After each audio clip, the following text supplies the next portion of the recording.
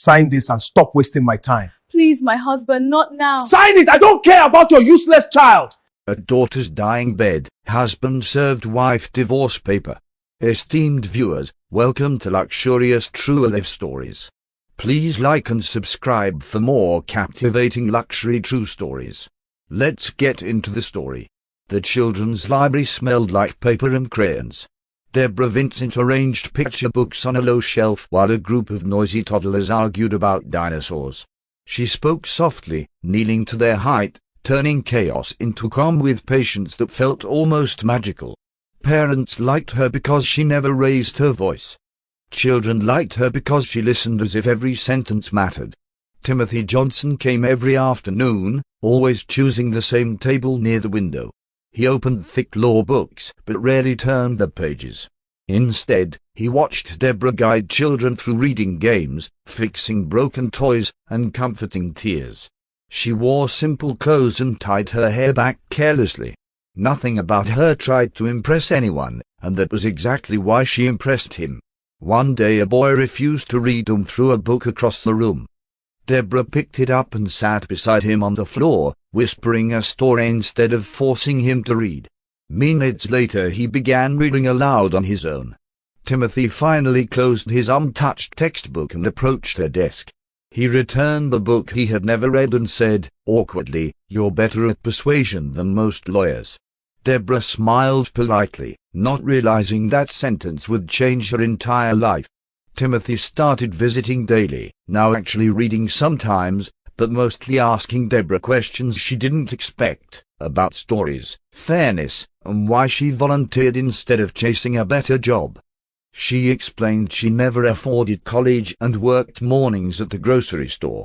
Books were her escape, and helping children made her feel useful. When she struggled filling out a college application form left abandoned by a student, Timothy noticed. He offered help. At first she refused politely, embarrassed, but he insisted. They began meeting after closing hours at a cafe across the street. He explained essays, grammar, and confidence more than academics. She explained patience, empathy, and perspective more than life required. Weeks passed. Coffee became routine. Silence became comfortable. They laughed easily. Neither announced friendship, it simply formed. The cafe owner began leaving the lights on for them. And for the first time in years, Deborah started imagining a future larger than survival. One evening the cafe closed early due to a storm. Heavy rain flooded the streets, trapping them under the awning. The city lights blurred into reflections across wet pavement. Deborah worried about walking home, but Timothy stayed beside her without suggestion of leaving. They talked longer than ever before. He admitted he grew up struggling after his father died, and success became his shield against helplessness. He feared poverty more than failure. Deborah admitted she feared becoming unimportant more than being poor. The honesty removed the distance between them. Rain softened into silence. Timothy hesitated, then promised, "If I ever build a life worth anything, you'll be part of it." Deborah didn't answer immediately. She simply held his hand, accepting without needing dramatic words. The moment felt steady, not sudden, like something that had already decided itself long ago. Timothy invited Deborah to dinner at his mother's apartment. The building was clean and formal, nothing like the noisy streets she lived on. Margaret Johnson opened the door with a measured smile that never reached her eyes. She examined Deborah from shoes to hair in one silent glance. Dinner stayed polite but cold. Margaret asked about education, family background, and long-term plans in a tone that sounded like an interview. Deborah answered honestly. She had no degree, no wealthy relatives, and no grand ambitions beyond stability and kindness. Timothy tried to lighten the mood with jokes, but his mother barely reacted. When Timothy left the table to take a phone call, Margaret leaned closer and spoke quietly. She told Deborah her son was destined for influence and prestige. A simple girl would become weight he must carry. She asked Deborah to step aside before he ruined his future. Deborah left that night smiling to Timothy, but the walk home felt heavier than rain. Weeks passed and Timothy grew distant from his mother's pressure instead of obedient to it. One morning he arrived at the library with courthouse forms already signed. He said he didn't need approval to choose his own life. Deborah hesitated only a moment before agreeing. They married in a small courtroom. Their witnesses were Clara Hayes, Deborah's nurse friend, and Daniel Reed, Timothy's cheerful roommate. No flowers, no music, only nervous laughter and trembling hands. Timothy promised protection. Deborah promised loyalty. Neither promised wealth. They celebrated with cheap takeout on the apartment floor. The heater barely worked and the ceiling leaked during rain, but they planned everything: future jobs, future children, future comfort. At that moment they believed hardship was temporary and love permanent. Life became routine struggle. Deborah woke before sunrise for grocery shifts, then library hours, then cooking dinner late at night. Timothy studied endlessly for law exams, falling asleep over open books.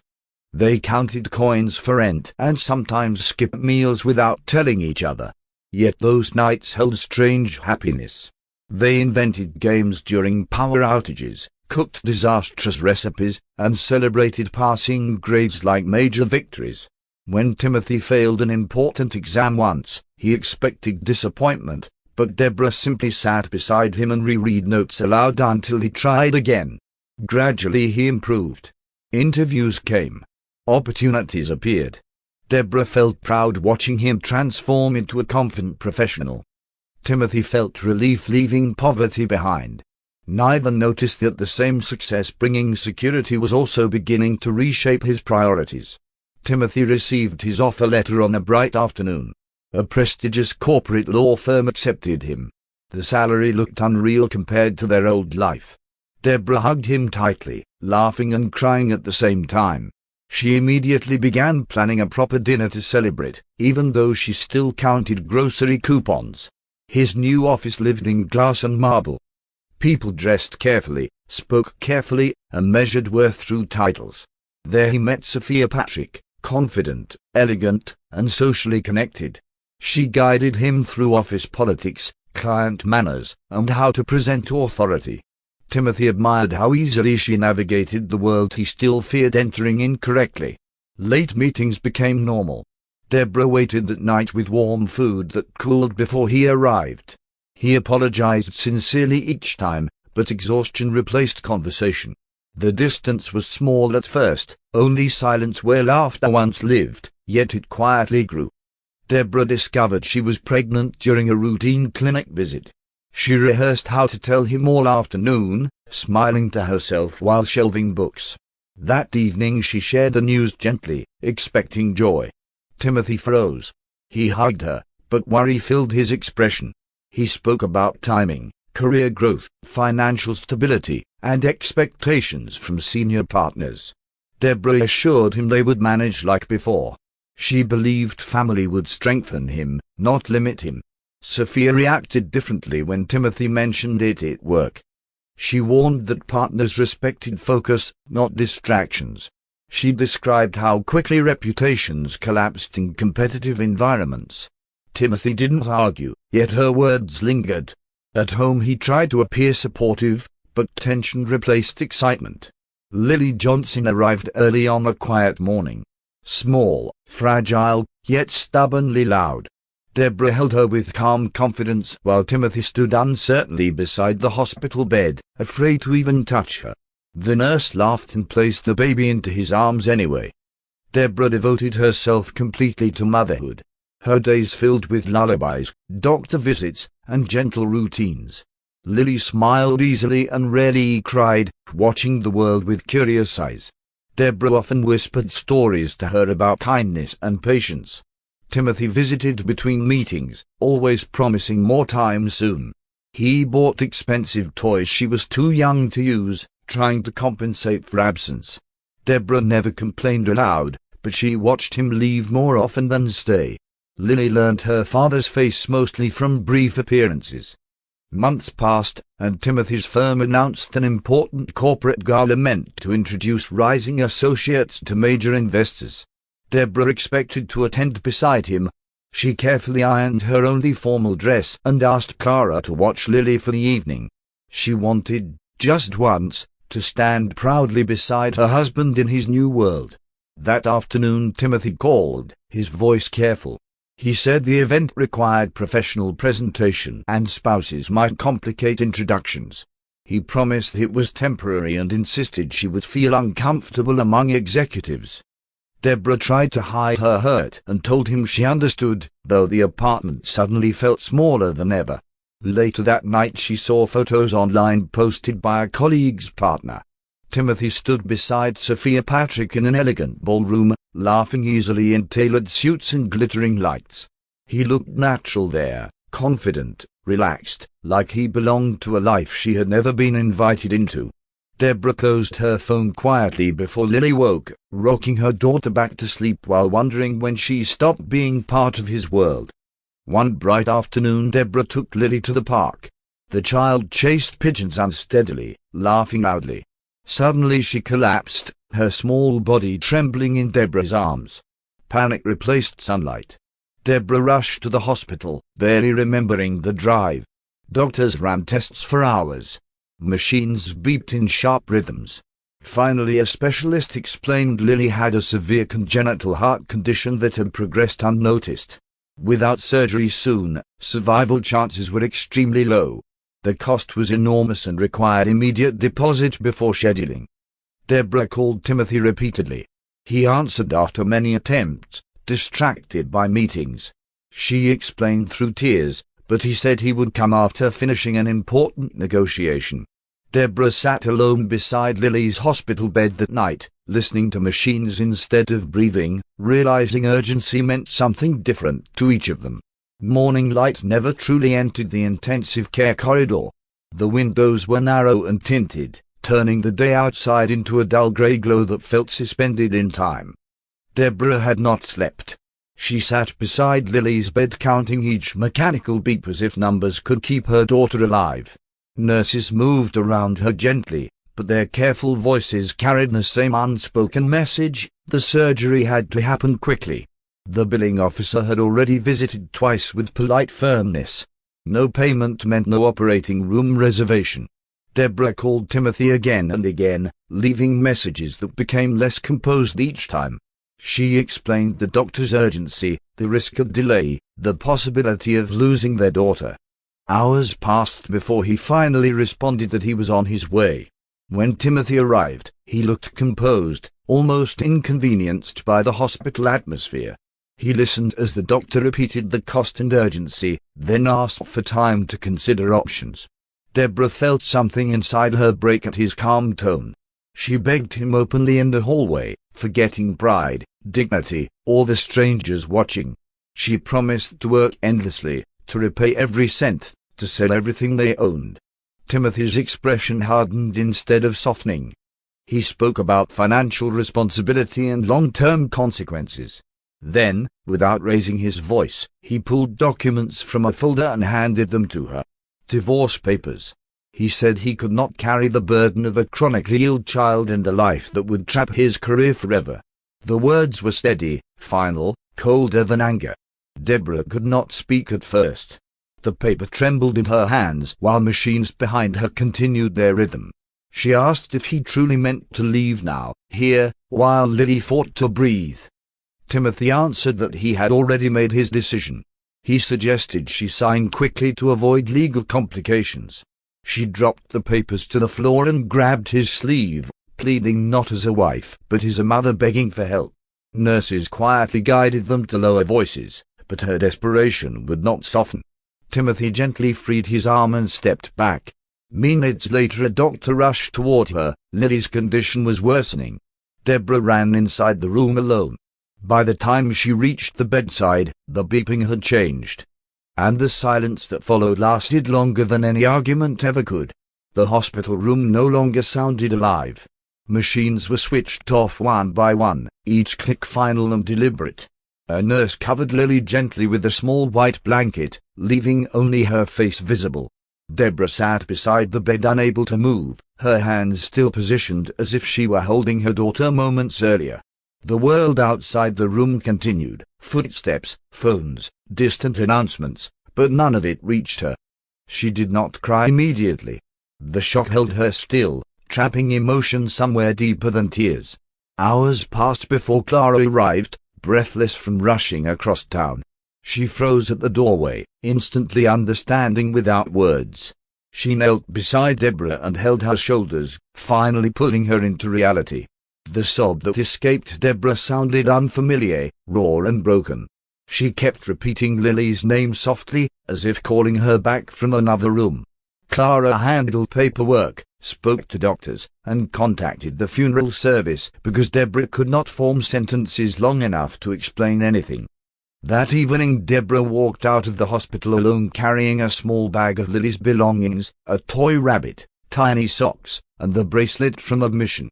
Timothy was gone long before sunset. The divorce papers remained folded in her pocket. Standing under the fading sky, she whispered a vow she did not fully understand yet. She would never forgive him, not in this life or any other. Grief settled into her not as noise, but as a permanent quiet. Planning the funeral required decisions Deborah had no strength to make. At the funeral home she stared at catalogues of coffins and flowers without comprehension. Costs blurred together. The director asked gentle questions she could not answer. When she tried to sign a form, her hands trembled too much to finish her name.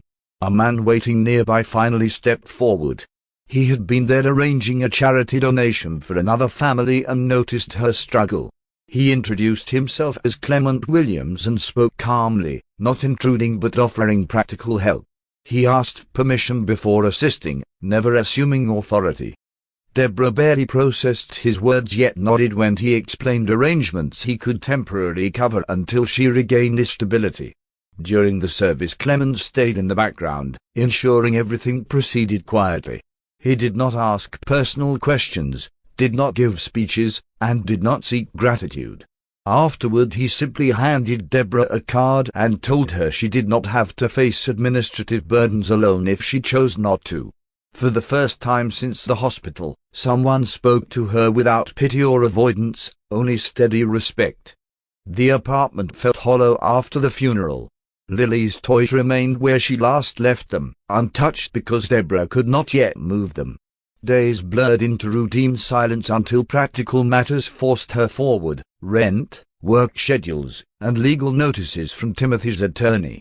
She returned to the library earlier than expected, preferring structure over empty hours. Children still ran toward her for stories, unaware of the weight she carried. She read to them calmly, though every laugh reminded her of a voice missing from the room. Clement visited occasionally, always with purpose. He never lingered unnecessarily.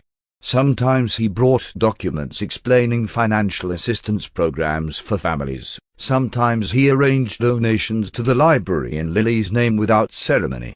Deborah gradually learned he owned several companies yet spent much of his time funding pediatric care anonymously. He spoke little about himself, focusing instead on solutions, scholarships, equipment, counseling referrals. His presence felt steady rather than overwhelming. One evening after closing, Deborah thanked him directly. Clement answered that grief should never be fought alone, and help should not require humiliation. Their conversations remained simple, about books, children, and quiet hopes rather than tragedy. For the first time since losing Lily, Deborah slept through a full night. Healing did not feel like forgetting. It felt like breathing again. Months passed. Deborah regained strength not by replacing memories but by carrying them differently. She began organizing small reading programs for hospitalized children, inspired by what Lily loved most. Clement supported the project quietly, funding transport and materials, but allowing Deborah to lead every decision. Volunteers joined, including Clara, and the program slowly expanded into weekly visits across several wards. One evening after a long hospital session, Deborah and Clement walked outside into cool air. The conversation drifted from logistics to personal lives for the first time. Clement admitted wealth often created distance rather than connection, and he admired how she built warmth wherever she went. He did not rush his words or dramatize them. He simply said he wished to share life with someone who valued people more than status. His proposal was gentle, without pressure. He made clear she owed him nothing and could refuse without changing their friendship. Deborah did not answer immediately. She considered not the past she lost, but the future she could still build. When she finally accepted, it was not to replace what had been broken, but to start something new without fear. While Deborah's life slowly rebuilt, Timothy's success reached its peak. He secured major contracts and moved into a luxury apartment high above the city. Sophia lived with him openly now, enjoying the status he provided.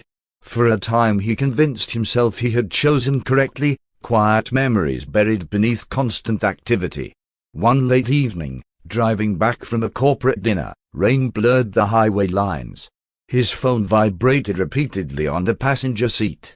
Distracted for a moment too long, his car struck the barrier and spun violently. The crash left him conscious but trapped in twisted metal.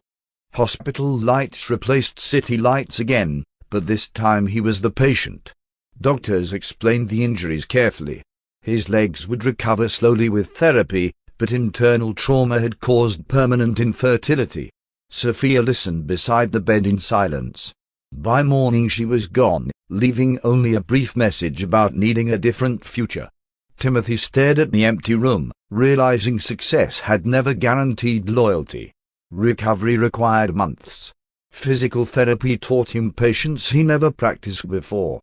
Without constant work, memories filled the quiet, the library, small dinners, Lily's laugh he once ignored.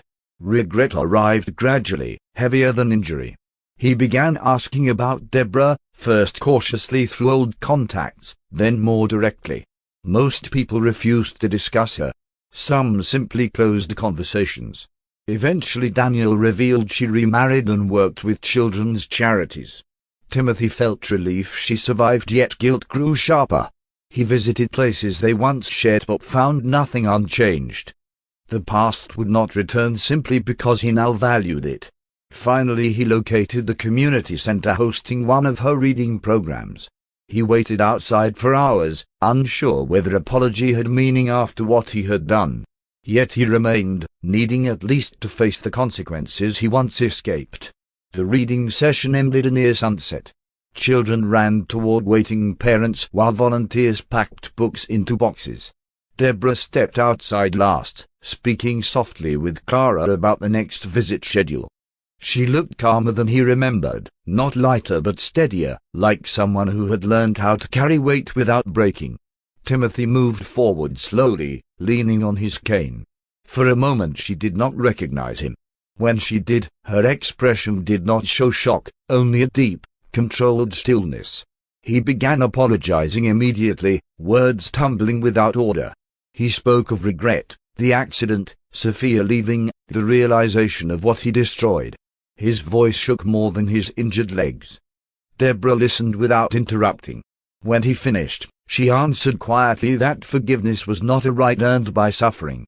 She reminded him of the hospital corridor, the papers in his hand, and Lily calling for him while he walked away. Her voice remained calm but absolute. She told him he did not lose them by fate, he abandoned them by choice. Then she turned back toward the building, leaving him standing where apologies no longer changed outcomes. Time moved forward without returning anything. Timothy stopped searching after that day, understanding some doors close permanently.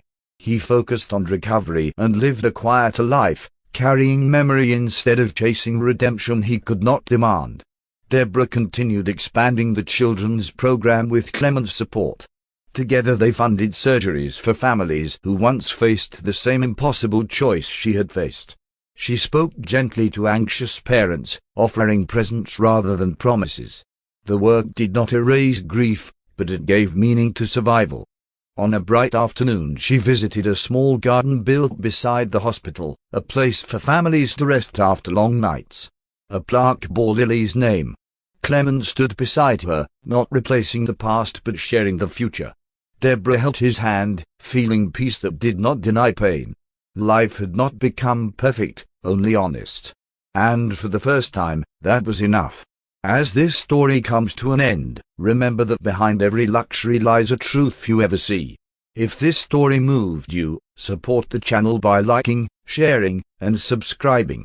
Until the next unforgettable true story, stay inspired and stay curious.